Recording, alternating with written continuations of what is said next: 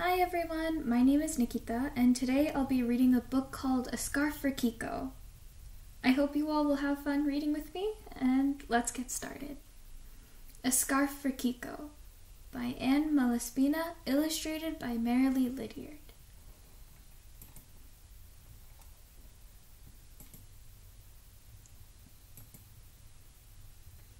The needle slipped from Sam's hands, and the wool tangled up in knots. Knitting made him want to pull out his hair. Next to him, Keiko bent over her wool. Her needles flew like the wind. Click, clack, click, clack. Rows of blue stitches grew inch by inch. Good work, Keiko, said their teacher, Mrs. Olson. Having a problem, Sam? Click, clack, click, clack. Remember, pick up the yarn, wrap it around the needle, pull the stitch through, she said. We must do our part for the war effort. Our soldiers are counting on you, Sam. That's a mistake, Sam thought. I'm a terrible knitter. No one should count on me. In the lunchroom, Sam felt a tap on his shoulder. Keiko smiled at him. I can help you with your knitting. Keiko was Sam's next-door neighbor. Ever since President Roosevelt had declared war on Japan in December, some of Sam's friends refused to talk to Keiko and the other Japanese-American students at First Street School in Boyle Heights. I don't need any help, mumbled Sam, turning away. Keiko's smile disappeared. Suit yourself. She turned her back and sat at an empty table. After lunch, Sam played catch with his best friend Jack. Have you heard from Mike? Jack asked as he caught the ball smoothly. Sam shook his head. When he thought about his older brother fighting in the war, Sam's stomach tied up in knots like the yarn on his desk. Don't worry, Jack said. He's probably too busy winning the war to write a letter. After school, Sam saw Keiko pedaling past him down East First Street on her fire-engined red bicycle. A car slowed down. A teenage boy leaned out the window. Splat! An egg landed on the sidewalk. Go back to Japan, the boy yelled. Her bike skidded, but Keiko didn't fall. She pedaled even faster around the corner as Sam watched. That night, Sam listened to the radio with his parents. President Roosevelt was announcing the latest war news. Do you think we're gonna win? Sam asked. If we all do our part, Dad said. I hear you're knitting for the soldiers. Good for you. Knitting again. Sam sighed. On the way to school, Keiko's brakes screeched at the crosswalk. Hello, Sam. Knitting needle stuck out of her bag. Standing next to Jack, Sam pretended not to hear. How's Mike? The light changed and they pushed across the street. I hope he's okay, Keiko shouted, flying down the street. Jack elbowed him. You shouldn't talk to Keiko Saito. What would Mike think? Sam's brother had helped Keiko fix her bicycle once. He had shown her how to patch a flat tire and grease the chain. Mike wouldn't mind Sam talking to Keiko, but that was too hard to explain to Jack. I didn't talk to her, Sam said. She talked to me. On Friday, Mom asked Sam to go to her favorite flower shop in Little Tokyo to pick up flowers for the Shabbat table. The trolley stopped in front of Mr. Saito's grocery store. Mr. Saito was sweeping up broken glass. Sam got off the trolley with his head down. Mr. Saito didn't see him. The flower shop was closed.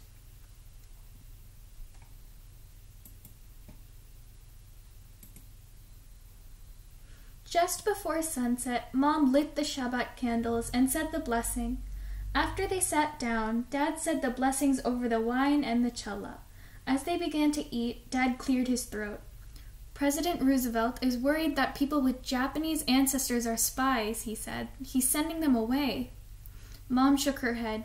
The war is terrible. My sisters in Poland are in great danger. Mike is risking his life to fight, and now Little Tokyo looks like a ghost town. Sam put down his fork. But Keiko isn't a spy. Of course she isn't, Dad said. Mom nodded. I'm going to invite the Saitos over for dinner tomorrow. They're good Americans, and the best neighbors. Keiko wasn't at school on Monday. Knitting was a disaster. Sam almost poked himself in the eye. He threw down his needles. I can't do it. Mrs. Olson said he could write a letter to Mike instead. Dear Mike, I'm sorry that I won't be able to knit you a pair of socks. I'm a terrible knitter. Keiko's the best knitter in our class, but she may have to go away soon. Please come home safely. Your brother, Sam. After school, Keiko was sitting on her front steps. Hello, Keiko, Sam called out. She didn't look up. The only sound was her needles. Click, clack, click, clack. The Saitos can't come to dinner, Mom told Sam. They have to pack. They just learned that they're being sent to the north to an internment camp in the desert. She gestured at the unfamiliar tea set on the kitchen table. They can only bring what they can carry, so I offered to take care of Mrs. Saito's precious tea set. I told her it will be here when they get home. How long will they be away? Sam asked. Mom sighed. No one knows. In his mother's yarn bag, Sam found a ball of red wool. Socks were too hard to make, but Sam could knit something else for Keiko. He remembered Mrs. Olson's advice. Pick up the yarn, wrap it around the needle, pull the stitch through. Click, clack, click, clack. Come home safely, Mike and Keiko. Click, clack, click, clack. Come home safely. Sam's needles flew faster and faster, and rows of red stitches grew inch by inch. Dear Keiko, I wanted to make this scarf for you to wear while you were away. Your friend, Sam. Author's note. This story takes place in the Los Angeles neighborhoods of Boyle Heights and nearby Little Tokyo, where Jews and Japanese Americans lived side by side and attended schools together in the early decades of the 20th century.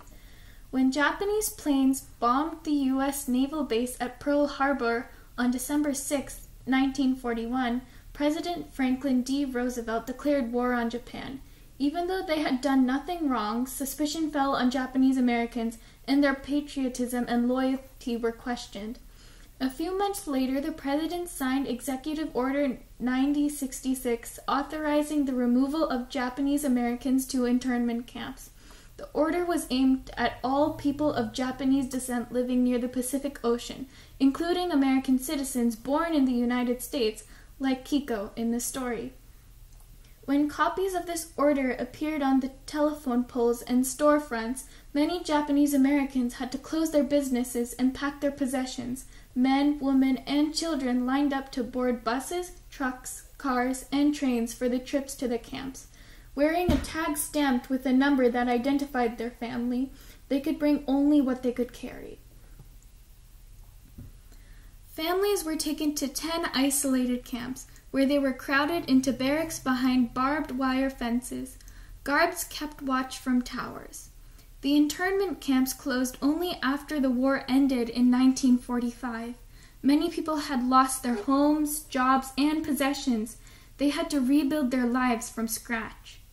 President Ronald Reagan eventually signed the Civil Liberties Act of 1988, which required the government to pay each survivor of the camps $2,000 and to set up a $1.25 billion education fund for the descendant. The act included an apology to the Japanese American community and acknowledged that a grave injustice had been done. Thank you for reading with me today. I hope you all enjoy. Please check out the other videos.